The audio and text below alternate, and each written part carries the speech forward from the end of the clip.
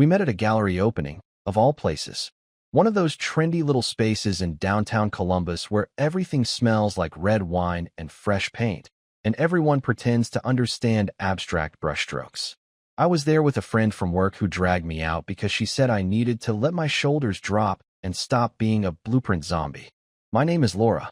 I'm 30 now, but that night I was 24, fresh out of grad school with a head full of design dreams and zero tolerance for small talk. I remember the exact moment Adam walked up. I was standing in front of a piece that looked like a child had spilled spaghetti sauce on a mattress, wondering if I was missing something deep. He glanced at it, tilted his head, and said, "Looks like someone's trauma met a blender." I laughed. A real laugh. Not the polite one I usually save for these kinds of events. I turned to him and said, "Glad it's not just me." He smiled and introduced himself. Adam, 24, originally from Michigan, now living in the city. We stood there for maybe 20 minutes, just riffing on the artwork before we started talking about everything else. He told me he restored vintage motorcycles in his spare time. Not for profit, just for the love of it. I told him I loved old buildings and that if I could, I'd live in every century at least once. Architect, he asked. Trying to be, I said. One brutal deadline at a time. We ended up sitting outside on the curb after the gallery closed, sharing fries from a food truck and talking until nearly 2 in the morning. I remember the way he listened, like he actually cared about what I had to say, and how he teased me gently when I got too serious. He said I had a stormy brain, and he liked that. Our first real date was 3 days later. A tiny, hole-in-the-wall diner off 3rd Street where he insisted on ordering me a chocolate milkshake because you can't take life too seriously with whipped cream on your lip. After that came late-night city walks, greasy breakfasts after staying up too late, and spontaneous road trips just to chase autumn leaves or find the best pie in a 100-mile radius. A year later, we moved into a loft together. I brought plants and old maps. He brought tools, records, and a stained glass lamp shaped like a parrot. Somehow it worked. We were opposites, but not in that oil and water way. More like steel and fire. He softened my edges, and I kept him grounded. Back then, I thought I had found it, the kind of love that makes you feel chosen. I didn't see the cracks, not yet. To me, Adam was perfect, or at least perfect for me. Funny how memory works. You can remember the smell of someone's leather jacket more clearly than the moment you stop trusting them. It was a Thursday. I'd gotten off early from a client meeting and figured I could surprise Adam with takeout from that Indian place he liked. The loft was quiet when I pulled up. A thin cardboard box sat on the doorstep, plain brown with a blue ribbon slapped across the top like an afterthought. The label read, "To the boldest groom-to-be." I carried it inside with the bags of food, thinking maybe it was a gag gift from one of his cousins or something. I wasn't suspicious, just mildly curious. Adam's friends were always pulling pranks on each other. I figured it was something like that. I opened the note first. It was scrawled in Vince's chicken-scratch handwriting. "You earned every moment of the madness. Long live the king of the night. V." I smiled a little. It felt obnoxious, but harmless. Typical Vince. Always loud, always over the top. I unwrapped the box, expecting maybe a goofy tie or a bottle of cheap whiskey. Instead, the first thing I saw was a plastic crown, gold, fake jewels, the kind you'd buy at a party store. Beneath that, loose silver confetti, a rubber mustache on a stick, and a crumpled sash that read, "Kiss me. I'm the groom." Then I saw the earring. One single silver hoop, small and delicate. Not mine. I picked it up, turning it between my fingers. A pit opened in my stomach. I had never seen it before, but something about it felt personal. Intimate. Like it didn't belong in a joke box. At the bottom of the package was a USB drive. I stared at it for a long time. Part of me didn't want to know. I could have thrown it away and gone on pretending, just let it all slide. But I plugged it into my laptop, hands shaking. The folder opened instantly. King Weekend, Vegas. The video was raw footage. Shaky camera, loud voices, neon lights. Vince's voice narrating. "Let's get this man a night he won't forget." It started out dumb. Shots, drinking games, someone fake crying in a hot tub. Then it turned. The camera caught Adam pressed against a woman at the bar, her hand on his chest. Then kissing her. Then another woman. Then more laughing. More drinks. The group yelling, "One last ride, man. One last ride." And finally, Adam disappearing into a hotel suite with 2 women, shirt half unbuttoned, Vince shouting legend behind him. The video cut off there. I stared at the screen, heart racing like I'd just run through traffic. My skin felt too tight. My hands were cold. I kept replaying it in my head. Not the kissing, not the bedroom, but his face, smiling, completely unbothered. Like I didn't even exist. I sat there for what felt like an hour, the takeout growing cold beside me. The man I was supposed to marry had cheated on me, not in some private moment of regret, but in a wild, laughing celebration, cheered on by his best friend. And someone had thought it would be funny to send it to him like a trophy. I looked at the crown on the table. Then I shoved the whole box in the trash. Adam came home humming. He tossed his keys in the bowl by the door, kissed the top of my head like nothing had happened, and launched into a speech about table linens. I stood in the kitchen, nodding at the right moments, pretending I was still there. In reality, I was barely breathing. Hey, so Vince says the burgundy napkins look like dried blood. Adam laughed, grabbing a soda from the fridge. I told him we're not doing a zombie theme, but he's convinced it'll ruin the vibe. I stared at him. The man who had kissed strangers while his friends shouted like they were at a circus, who had stumbled into a hotel suite with 2 women and laughed while doing it. Now he was fussing over napkins. My body moved on autopilot. I asked if he wanted dinner. He said he'd already eaten. I said I was tired. He kissed my cheek again. That night, I lay beside him in bed while he scrolled through his phone, showing me Instagram reels of motorcycles with sidecars. I smiled, or at least my mouth did. He drifted off like he always did, quick, unbothered, one arm slung across my waist. I stared at the ceiling until the sky started to change. At 5 a.m., I slid out from under his arm and didn't look back. I didn't touch the dresser. I didn't grab my sketchbooks. I didn't even take my favorite jacket. Just a backpack with my laptop, charger, wallet, passport, and one hoodie. I left the ring on the coffee table. It looked ridiculous lying there alone, like it belonged to someone else. By 6, I was sitting in my car, engine running. I called the venue and canceled. The woman on the phone gasped about the deposit. I told her it was fine. Just take it. I didn't leave a note. I drove 2 hours north to a place I'd found on a travel blog years ago, an old lakeside and tucked between woods and silence. I booked a room for a week and turned off my phone. The first call from Adam came just before I crossed county lines. I didn't answer. The second came before noon. The third by sunset. I never said a word. He didn't deserve one. Some things don't need explanations. They just need to end. Quietly and completely. By day 3 at the inn, I stopped jumping at every sound. My phone was still off. I wasn't ready to hear Adam's voice. Not begging, not yelling, not explaining. But I kept thinking about Vince. His voice had been the loudest in that video. Not Adam's. Not the women's. Vince. Laughing, egging them on. One last ride. Man, make it count. That line stuck in my head like a splinter. So I got a burner number and texted him. Hey, can we talk? It's about Adam. Just want to clear some things up. He replied within 2 minutes. Sure thing. Pick the place. But if you're about to curse me out, at least let me order a drink first. We met at a sports bar off I-70. Loud TVs, sticky tables, crowded with people too distracted to care what we were talking about. Perfect. He walked in wearing aviators, indoors, and a backward cap like he was still 21. When he saw me, he smirked. Damn, I wasn't sure you'd actually show. I didn't smile back. You said you wanted a drink. You've got 5 minutes. He ordered a beer. I didn't touch the water I'd been nursing. I slid my phone across the table, screen up, video paused mid-frame. Vince, laughing, Adam with his arms around 2 women, the hotel door swinging open. His eyes flicked to it, then back to me. I pressed play. No sound at first, just a shaky view of Vegas lights. Then Vince's voice, loud, unmistakable. One last ride, man. Make it count. When the clip ended, I said nothing. Just waited. Vince leaned back, arms crossed. Okay, look, it was a party. That's all it was. Guys do stupid crap at bachelor weekends. Doesn't mean he doesn't love you. I stared at him. You think love and cheating can live in the same room? He shrugged. I mean, context matters. We were celebrating. It was. Celebrating what? I snapped. The fact that he had someone at home who trusted him? The wedding he was supposed to be planning? That kind of celebration? He blinked, like he hadn't expected me to push back. I saw your face in that video, I said. You weren't just watching, you were running the show. And now you want to act like it's no big deal?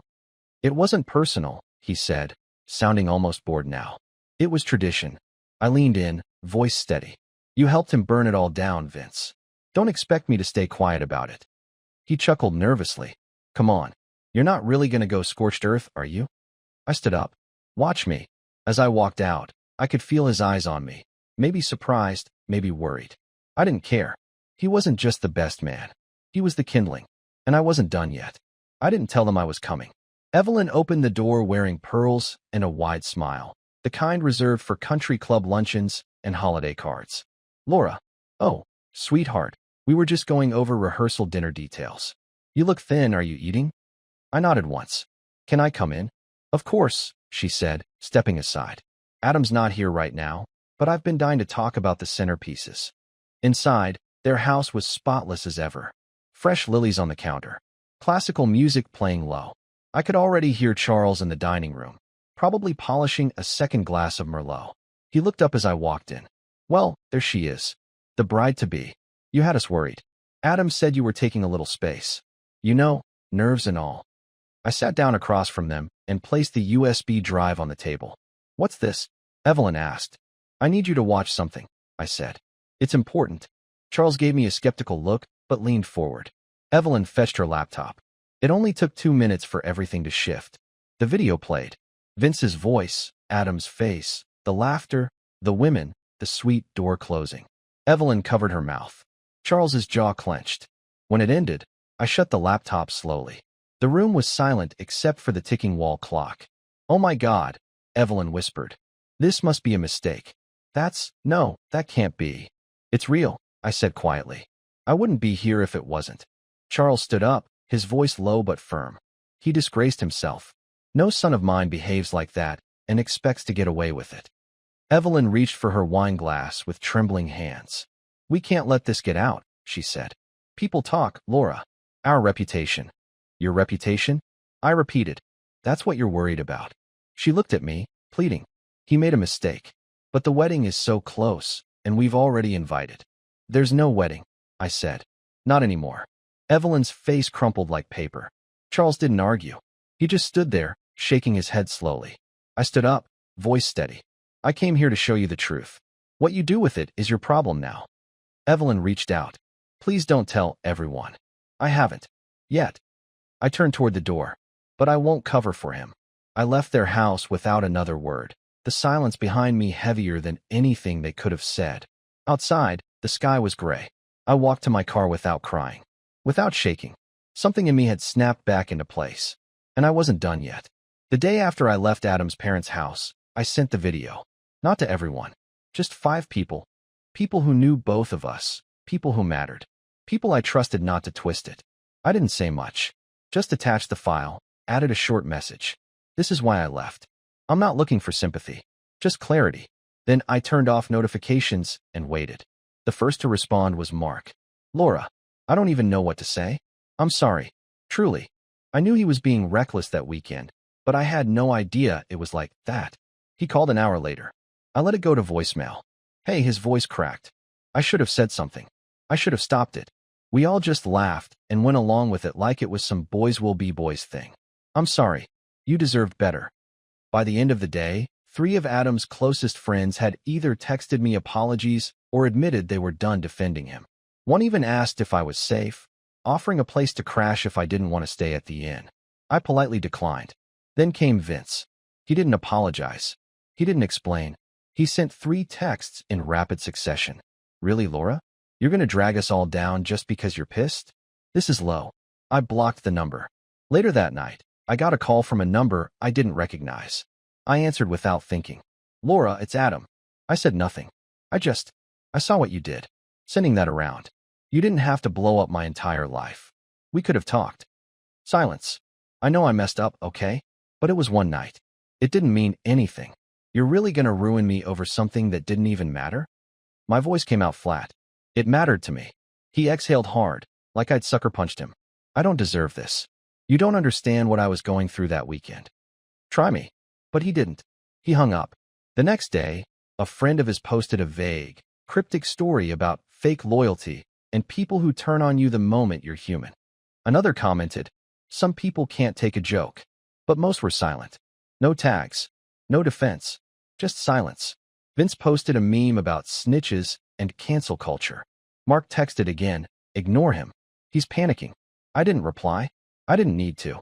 The truth was out. Not screamed, not broadcasted, just handed over, quietly, with proof. And now, the image of Adam they'd all protected was cracking. Let it all fall apart. The first I heard was from Mark. A short text, no greeting. His parents cut him off. "He's out of the townhouse. Just thought you should know." I didn't respond, but I stared at those words for a long time. A few days later, another message came, this time from someone I barely knew. A guy named Jordan who'd been at the bachelor party. Vince's drunk mouth finally caught up with him. Told the whole bar everything last weekend. Some girl filmed it. It's going around now. I searched the video. There it was, shaky, grainy, but clear enough. Vince at a party, drunk and loud, bragging about the Vegas trip like it was some war story. Laughing about Adam, calling him the dumbass who blew up his own wedding. The comments were brutal. That week, I heard Adam had lost his job. Not in a scandalous headline, but in a quiet update buried in a company's staff change memo online. His employer cited conduct concerns affecting professional reputation. By then, the calls started again. Not from numbers I recognized, but the voicemails were unmistakably him. His voice, brittle and desperate, sometimes slurred, sometimes pleading. "Laura, please. You've made your point, okay? Just talk to me." Then another. "I lost everything. My place. My job. No one's returning my calls. Even Vince bailed. Just please. I can't breathe." The last one came at 3:17 a.m. I didn't answer, but I listened. "You were the only person who ever made me feel like I wasn't just noise. I'm sorry. I don't know what to do. Please." I stared at my phone, thumb hovering over the delete icon for a long time. And then I pressed it. No reply. No message back. Nothing. Just gone. Letting go wasn't loud. It didn't come with fireworks or final words. It was quiet. A calm refusal. A deep breath. He had torched everything we had. I wasn't picking up the ashes. Not anymore. The mornings at the lake were slow and quiet, just the way I needed them.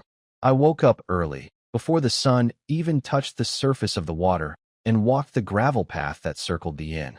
The air smelled like pine and damp earth. No city noise. No phone calls. No decisions, except what I wanted for breakfast and how long I felt like sketching.